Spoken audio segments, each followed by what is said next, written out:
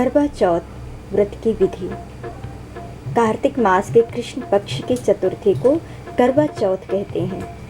सुहागवती स्त्रियों के लिए यह बहुत ही श्रेष्ठ व्रत है। स्त्रियां इस व्रत को पति के दीर्घजीवी होने के लिए करती हैं। इस दिन सुहागिन स्त्रियां चावल पीसकर दीवार पर करवा चौथ बनाती हैं, जिसे वर कहते हैं। इस करवा चौथ में पति के अनेक रूप बनाए जाते हैं तथा सुहाग की वस्तुएं जैसे चूड़ी, बिंदी, बिछुआ, मेहंदी और महावर आदि के साथ साथ दूध देने वाली गाय, करुआ बेचने वाली कुम्हारिन, महावर लगाने वाली नाइन, चूड़ी पहनाने वाली मनिहारिन, 7 भाई और उनकी इकलौती बहन सूर्य, चंद्रमा, गौरा और पार्वती आदि देवी देवताओं के भी चित्र बनाए जाते हैं। सुहागिन स्त्रियों को इस दिन निर्जल व्रत रखना चाहिए। रात्रि को जब चंद्रमा निकल आए तब उसे अर्घ्य देकर भोजन करना चाहिए। पीली मिट्टी की गौरा बना करके उसकी पूजा करनी चाहिए।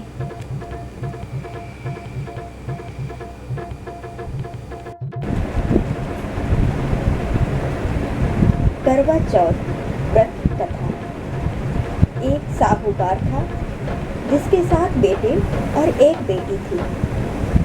7 भाई व बहन एक साथ बैठकर भोजन करते थे। एक दिन कार्तिक की चौथ का व्रत आया तो भाई बोला कि बहन आओ भोजन करें। बहन बोली कि आज करवा चौथ का व्रत है, चांद उगने पर ही खाऊंगी।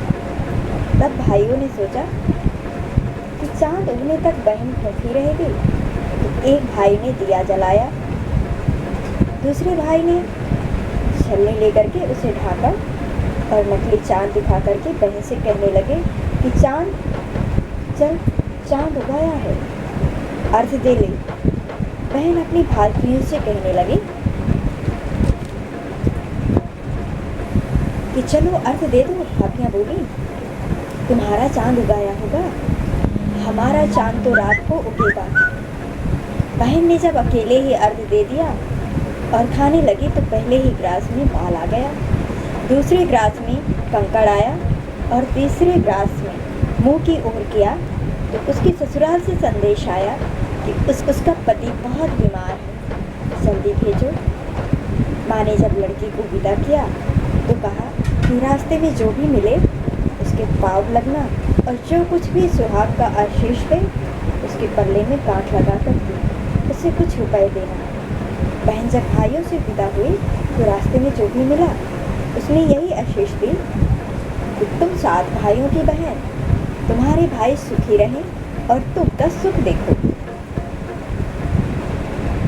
सुहागन का आशीर्वाद किसी ने भी नहीं दिया। जब वो ससुराल पहुंची तो दरवाजे पर उसकी छोटी ननद खड़ी थी। वो उसके भी पाप लगी तो उसने कहा कि सुहागिन रहो, सपूतो हो। तो उसने यह सुनकर के पल्ले में गांठ बांधा और ननद को सोने का सिक्का दिया। तब भीतर गई तो सास ने कहा कि पति धरती पर पड़ा है, तो वह उसके पास जाकर के उसकी सेवा करने के लिए बैठ गई। बाद में सास ने दासी के हाथ बची कुची रोटी भेज दी। इस प्रकार से समय बीतते बीतते मृगशिर की चौथ आई तो चौथ माता बोली करवली करवली भाइयों की प्यारी। लेकिन जब उसे चौथ माता नहीं दिखाई दी तो वह बोली हे माती, आपने मुझे उजाड़ा तो आप ही मेरा उद्धार करेंगे, आपको मेरा सुहाग देना पड़ेगा। तब उस चौथ माता ने बताया कि पौष चौथ आएगी, वह मेरे से बड़ी है, उससे ही सब कहना, वही तुम्हारा सुहाग वापस देगी। पौष की चौथ आकर के चली गई, माघ की चौथ चली गई, फागुन की चली गई, चैत, वैशाख, ज्येष्ठ, आषाढ़ और श्रावण भादों की सभी चौथ आई और यही कह करके चली गई कि आगे वाली को कहना। औसजन की चौथ आई तो उसने बताया कि तुम पर कार्तिक की चौथ नाराज है, उसी ने तुम्हारा सुहाग लिया है, वही वापस कर सकती है। वही आएगी तो पाप पकड़ करके विनती करना। यह बताकर वह भी चली गई। जब कार्तिक की चौथ आई तो वह गुस्से में बोली, भाइयों की प्यारी करवा ले, दिन में चांद उगाने करवा ले, व्रत खंडन करने वाली करवा ले, भूखी करवा ले। तो यह सुन करके वह चौथ माता को देख करके उसके पाँव पकड़ करके गिड़गिड़ाने लगी, हे चौथ माता, मेरा सुहाग तुम्हारे हाथों में है, आप ही मुझे सुहागिन करी। तो माता बोली, पापिन, हत्यारिन, मेरे पाप पकड़ करके क्यों बैठ गई है? तब वह बोली कि जो भी मुझसे भूल हुई है उसे क्षमा कर दे, अब भूल नहीं करूँगी। तो चौथ माता ने प्रसन्न होकर के आँखों से काजल, नाखूनों में से मेहंदी और टीके में से रूही लेकर के छोटी उंगली से उसके आदमी पर छींट दिया। तो वह उठ करके बैठ गया और बोला कि आज मैं बहुत सोया। मैं बोली, क्या सोए?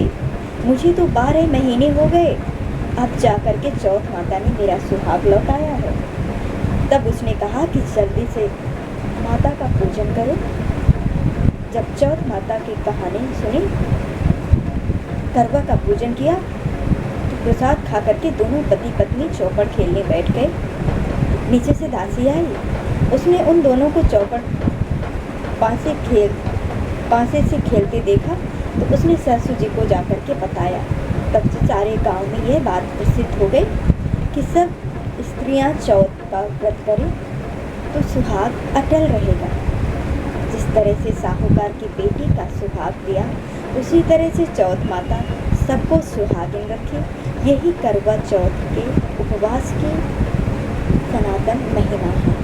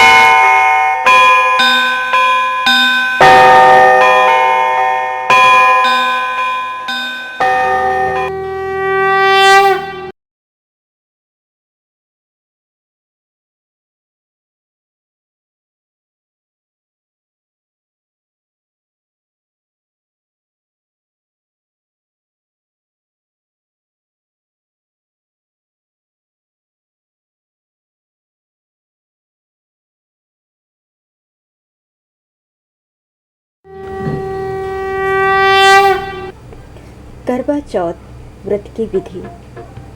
कार्तिक मास के कृष्ण पक्ष की चतुर्थी को करवा चौथ कहते हैं। सुहागवती स्त्रियों के लिए यह बहुत ही श्रेष्ठ व्रत है। स्त्रियां इस व्रत को पति के दीर्घजीवी होने के लिए करती हैं। इस दिन सुहागिन स्त्रियां चावल पीसकर दीवार पर करवा चौथ बनाती हैं, जिसे वर कहते हैं।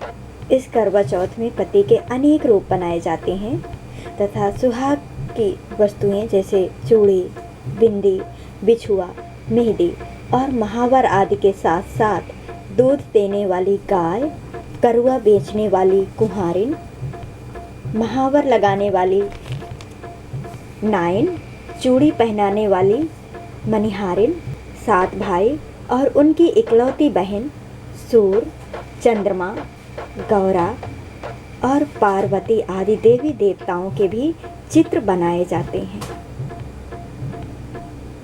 सुहागिन स्त्रियों को इस दिन निर्जल व्रत रखना चाहिए। रात्रि को जब चंद्रमा निकल आए तब उसे अर्घ्य देकर भोजन करना चाहिए। पीली मिट्टी की गौरा बना करके उसकी पूजा करनी चाहिए।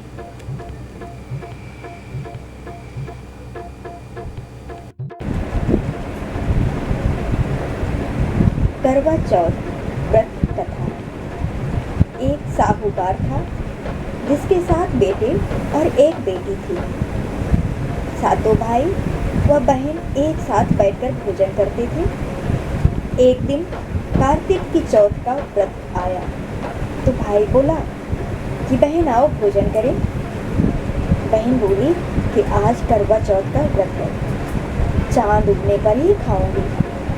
तब भाइयों ने सोचा कि चांद उगने तक बहन भूखी रहेगी, तो एक भाई ने दिया जलाया, दूसरे भाई ने छलनी लेकर के उसे ढाका और नकली चांद दिखा करके बहन से कहने लगे कि चांद चल, चांद उगाया है, अर्घ दे ले। बहन अपनी भाइयों से कहने लगी कि चलो अर्घ दे दो। भाभियाँ बोली तुम्हारा चांद उगाया होगा, हमारा चांद तो रात को उगेगा। बहन ने जब अकेले ही अर्घ दे दिया और खाने लगी तो पहले ही ग्रास में बाल आ गया, दूसरे ग्रास में कंकड़ आया और तीसरे ग्रास में मुंह की ओर किया तो उसकी ससुराल से संदेश आया कि उसका पति बहुत बीमार है, जल्दी भेजो।